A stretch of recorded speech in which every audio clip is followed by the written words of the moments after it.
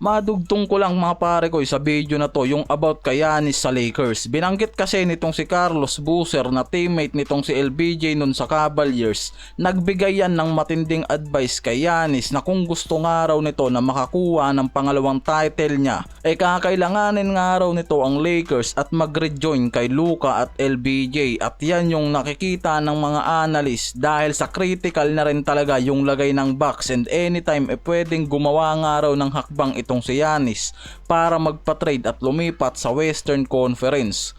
Kung kailangan ng Lakers si Giannis, mas kailangan nga daw ngayon nitong si Giannis ang Lakers. Yan ang lumalabas dyan mga pare koy. After kasi ng tatlong magkakasunod na pagkalaglag ng Milwaukee Bucks sa first round ng playoff since 2021 mga pare koy, nang nakuha pa nila yung championship title at MVP nitong si Giannis, nakita na ilang taon nang nawawala sa mga to ang pagiging champion contender sa Eastern. Kasunod niyan yung pagkawasak ng Bucks sa mga core nila, tulad nga dito kila Jrue Holiday, Brook Lopez, kasama pa itong fresh trade lang kay Middleton para kay Kuzma. Yan yung mga katulong dapat nitong si Giannis, pero nawala lahat yan sa Bucks. Kaya ngayon itong si Giannis yung isa sa pinakamainit na topic ngayon para sa off-season trade na parating mga pare ko, yung future team na ngayon nitong si Giannis yung pinag-uusapan ng mga analyst. Kung sakaling magpakita nga raw talaga ng malaking interes para magpalipat nga raw itong si Giannis, pwedeng mangyari yan. Kitang kita nga kasi talaga ngayong season yung pagiging competitive nito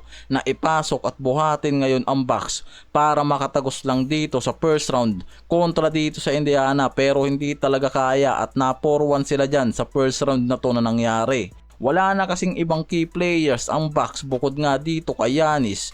Inabot pa ng agile injury itong sidekick niyang si Lillard. Kaya talagang inabot ng kamalasan ang Bucks sa season na to sa playoffs.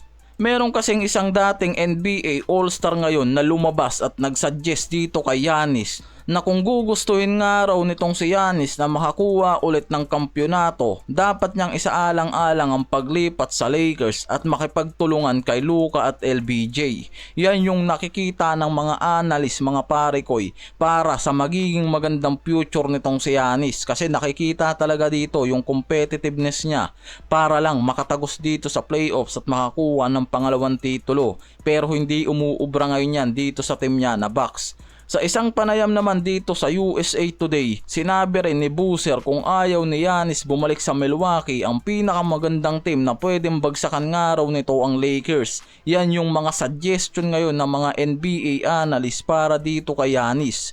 Meaning na malaki yung nakikita nilang magiging impact nitong si Giannis kung mauugnay dito sa Lakers kasama si Luka at LBJ. At paniguradong mahahawakan ng mga to ang pagiging champion contender next season.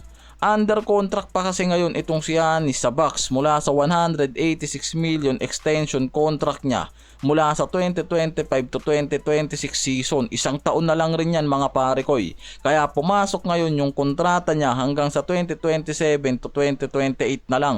Maliban na lang kasi ngayon kung pipiliin nga raw nitong si Giannis na i-OPT out ang kanyang player option sa huling taon niya dito. Ang Lakers kasi possible din talaga na magbitaw ng mga player para lang makakuha ng center next season dahil bumagsak na yung salary cap ng mga yan. Ang Lakers ngayon may mga promising player tulad nila Austin Reeves, Dalton Knecht at Rui Hachimura. Pero nakikitang hindi sapat yan para makuha itong si Giannis at kakailanganin pa ng Lakers ng mga high value assets at draft picks kung gugustuhin talaga ng mga to na matuloy ang trade para dito sa superstar na si Giannis. Diyan lang magkakatalo yung trade scenario na to mga pare koy.